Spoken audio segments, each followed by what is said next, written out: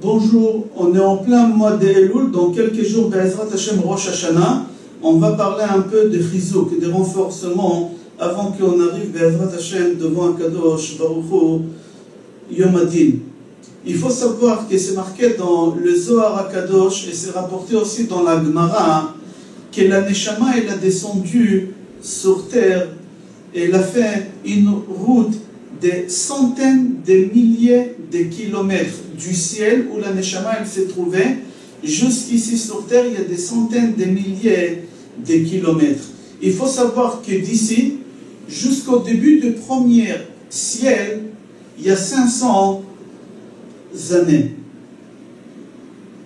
Après, l'épaisseur du premier ciel, c'est encore 500 années.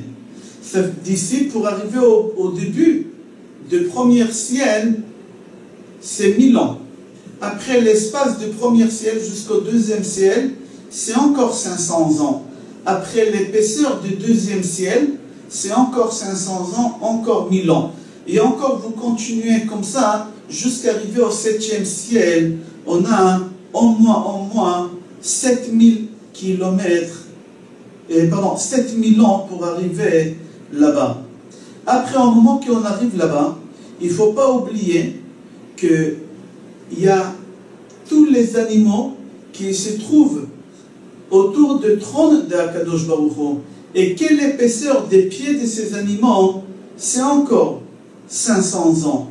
Là-bas, on voit qu'il y a les seraphim, les malachim, les ophanim, et chaque chose c'est encore 500 ans et 500 ans. Là-bas, le Zohar HaKadosh, il écrit en détail la distance qu'il y a de la terre jusqu'à l'endroit où il se trouve le stock des Neshamot qu'Akadosh Baruch Hu il fait descendre ici sur terre. Le Zohar, il arrive à plusieurs centaines de milliers d'années. Centaines de milliers d'années que la Neshama est là au moment qu'elle quitte l'endroit et qu'elle arrive ici sur terre. Et la Neshama, elle a fait ces centaines de milliers d'années pour arriver sur terre. Pour faire quoi? C'est la question qu'on doit se poser chacun. Pourquoi on est venu ici sur terre? On a fait une route aussi longue pour arriver ici pour faire quoi? La Gemara, elle répond. Tu es arrivé ici parce qu'on t'a dit là-bas, Tiyeh Tzadik. Tu dois être juste. Tu es ici sur terre pour faire que de bonnes choses. Dans ce monde où on se trouve, on appelle ça Eretz Kol Haefsharuyot, le pays où tout est permis, le pays où tout est autorisé, sans limite. On a le droit de faire ici sur terre tout. On a le libre arbitre, c'est un des bases du judaïsme. Comme tu dois croire que Shema Israël, Hashem Elokeinu, Hashem Echad, que Dieu est l'unique, comme tu dois croire à la résurrection des morts, comme tu dois croire aux 13 principes que Moshe Rabbeinu émet, Torah Toemet, tu dois aussi croire qu'on a le libre arbitre. Et tu es venu ici, et tu as un libre arbitre. Ici, tu peux faire tout ce que tu veux, personne ne te dira rien. Mais la Neshama, au moment qu'elle a quitté, on t'a dit c'est quoi la mission que tu as ici en bas. Tiyeh Tzadik, on t'a ordonné d'être quelqu'un de juste. Au moment qu'on se trouve ici, on a le libre arbitre de faire ce qu'on veut. Au moment qu'on est libre de faire ce qu'on veut, on peut choisir le bien ou le mal. Venez, on va dire, c'est lui qui a choisi de faire le bien. Et il a décidé d'aller faire des mitzvot. Il a décidé d'aller au cours de Torah. Il faut savoir que chaque heure de cours de Torah, c'est plusieurs centaines de millions de mitzvot qu'on fait.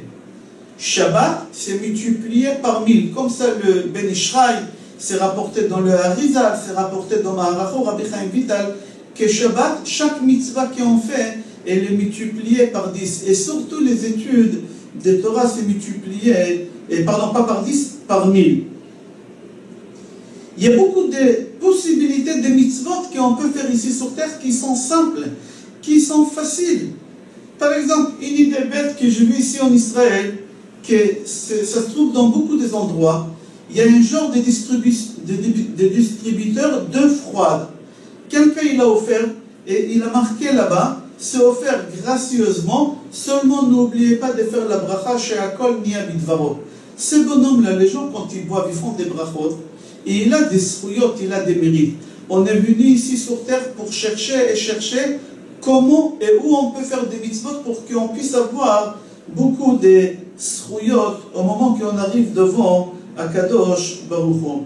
Chafetz Chaim dit, après que l'homme il a fini sa mission ici sur terre, après ses 120 ans, il retourne tous ces centaines de milliers d'années pour retrouver l'endroit où il a quitté pour arriver devant Akadosh Baruch Hu. Et tu dépasses tous les ciels, tu dépasses tous les anges, tu dépasses tous les épaisseurs qu'on a dit. Et à la fin, tu arrives à l'endroit où c'est prévu que tu arrives. Qui t'attend là-bas? À Chafetz Chaim, il dit comme ça, Abba, ton père, Ima, ta maman, Saba, Sarta, tes grands-parents, tes oncles, tes frères, tes sœurs, ta femme, tes enfants, tes gendres, tes belles-filles, toute ta famille, tous tes proches arrivent là-bas et ils t'attendent là-bas. Et au moment où tu arrives, ils te posent la question, où tu étais? Et quand tu leur dis, j'étais dans le pays où tout est autorisé, tout est permis, ils vont te dire, alors qu'est-ce que tu as pu rapporter de là-bas? Qu'est-ce que tu vas leur répondre? Qu'est-ce que tu vas leur répondre? Il faut savoir c'est quoi l'enfer. On parle de l'enfer et des paradis. C'est quoi l'enfer? L'enfer, c'est pas du feu. Comme Chachamim disent. Chachamim seulement, ils essaient de nous faire vivre la souffrance de l'enfer. Au moment qu'ils disent feu, c'est la chose qu'elle fait le plus de mal dans le corps de l'homme quand on se brûle. C'est pour comprendre le niveau. Mais l'enfer, c'est pas le feu, parce que ta neshama, c'est telle qu'elle monte. Ta neshama, elle est en feu. Là-bas, l'enfer, c'est la conscience. Quand tu arrives là-bas, et on te dit toutes les erreurs que tu as faites, ça fait tellement mal, c'est comme si on te brûle dans le feu. Tu arriveras là-bas, et tes parents, ta femme, tes enfants, tes gendres, toute ta famille, ils vont te dire, qu'est-ce que tu as pu ramener avec toi? Qu'est-ce que tu as rapporté avec toi d'en bas ici? Parce que maintenant c'est trop tard, tu ne peux plus ramener avec toi, tu ne peux plus rien réparer, tu ne peux plus rien faire. Pour comprendre ça, il y a une parabole qu'on raconte qu'un jour, il y a un pauvre qui était tellement pauvre qu'il n'a pas mangé pendant quelques jours, il a failli mourir.